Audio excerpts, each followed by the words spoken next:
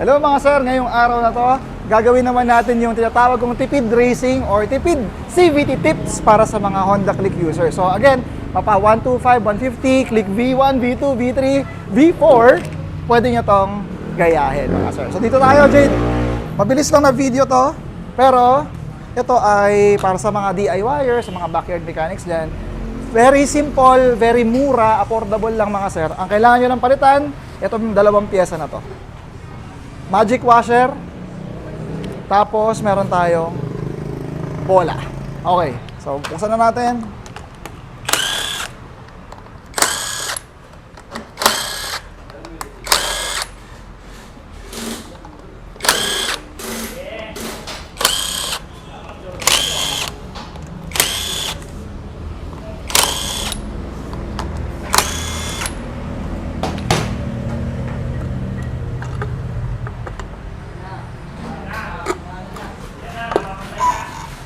Okay. So, once nabuksan nyo yung inyong panggilid, papastart ko yung makina. May makikita kasi kayo yung lubog ng belt sa torque drive. One of the reasons, Sir Mel, kung bakit tayo maglalagay ng tuning washer, we want yung belt natin, mga sir, na umangat sa torque drive. Sir Mel, ano bang magiging effect kapag yung belt natin umangat sa torque drive? Ang nangyayari sa kanya, nagkakaroon kayo ng additional acceleration. Additional yung parang pag piniga nyo yung motor nyo, para ba kayong dinidiin sa upuan. Masarap sa pakiramdam yon, at lalo na pag gusto nyo magkaroon ng additional na arangkada, pang overtake, maganda na yung belt natin medyo sumampa ng konti sa taas. Huwag lang sobrang daming washer, meron din yang limit mga sir. Then papalitan na natin yung bola. Ito lang yung kailangan natin tanggalin.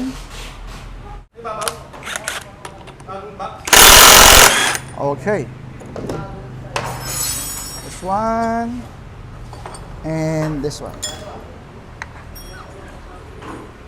Ang stock kasi na bola natin, ito is 15 grams. Kapag Click 150, mga sir, 15.5 grams naman siya. Pag stock na Click 125 naman, 15 grams. May difference sila na 0.5 grams. Sir Mel, anong bola yung kakabit mo? Ang kakabit natin na bola is Seaworks na 13 grams. Sir Mel, bakit 13 grams?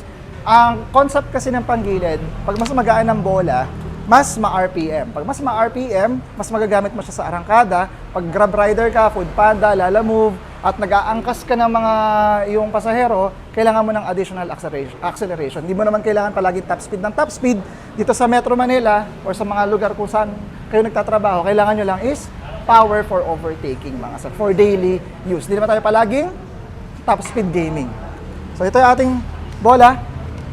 Take note mga sir, ang Seaworks na bola, para siyang original na Honda. Sir, anong ibig mo sabihin? Ito yung original na Honda, ito yung sa Seaworks. Meron din siyang takip sa likod, like yung Honda. Ayan.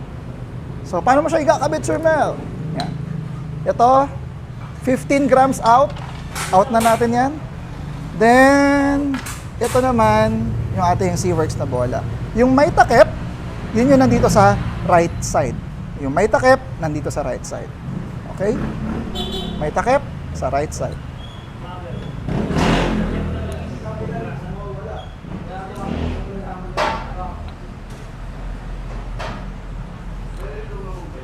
Oy, may nasamang hindi Seaworks.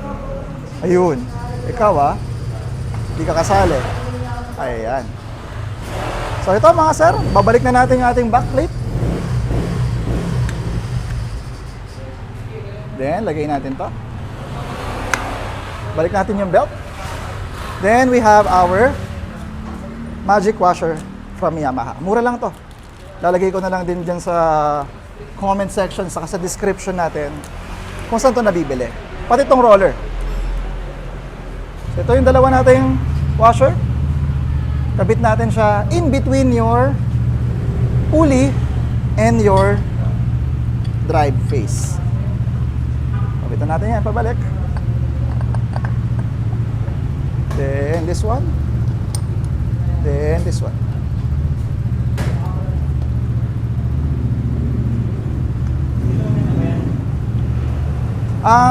Sa mga nagsisimulang mga mekaniko dyan, pag naghihigpit kayo ng tornilyo sa panggilid, huwag nyo agad dinediretso na torque wrench o kaya impact wrench. Hand tight muna. Ang goal mo doon is pumasok yung washer dun sa spline para hindi magkaroon ng problema, hindi ka magkaroon ng loose thread sa iyong panggilid. Tignan natin.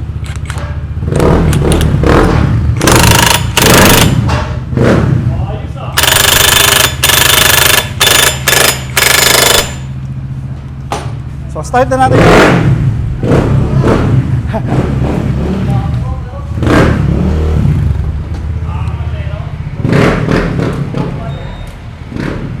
Start na natin mga sir para makita natin yung angat ng belt. Okay, patayin ko na. Yung laki agad ng nakita mo? Wait, ang laki na. So mapapansin nyo mga sir, yung angat ng belt, umangat na siya dun sa torque drive. So, ano bang magiging effect kapag yung belt natin umangat sa torque drive? Ang nangyayari, angat ng belt, umangat na siya dun sa torque drive. Actually mga sir, we can add more. Ang problema nga lang, kapag nag-add ka ng mas maraming washer, is yung drive face lumalayo.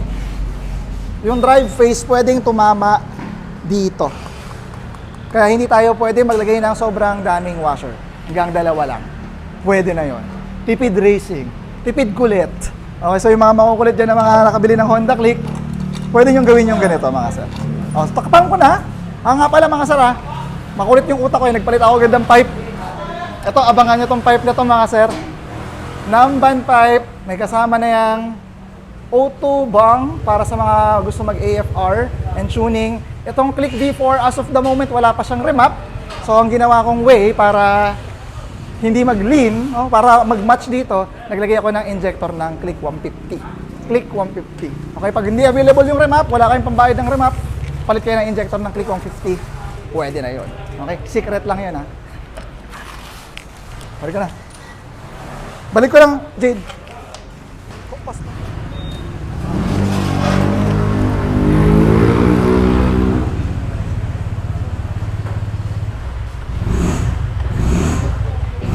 Ganda rin ang tunog, eh, oh. Tara, ang makapansin nyo mga sir, yung galaw ng gulong ko sa likod parang kumakamot. Meron? Isa pa. Hindi ganyan ang original na Honda Click. Yung dalawang piyesa lang na yon, yung tuning washer saka yung bola, kaya niyang gawin yung ganito. Diba? Tumatalon-talon na.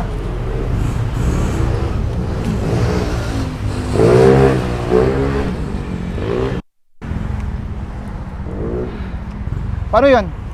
Mapuputol to eh, di ba? Ikot lang ako.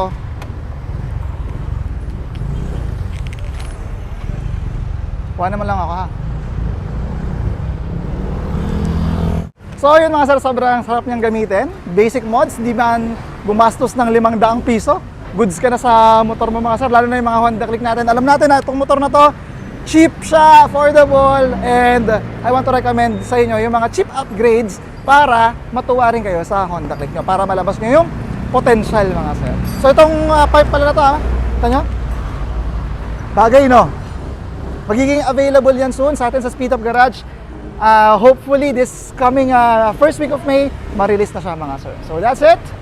Sa susunod na upgrade ulit, Honda Click V4, tipid racing tips. Yes sir.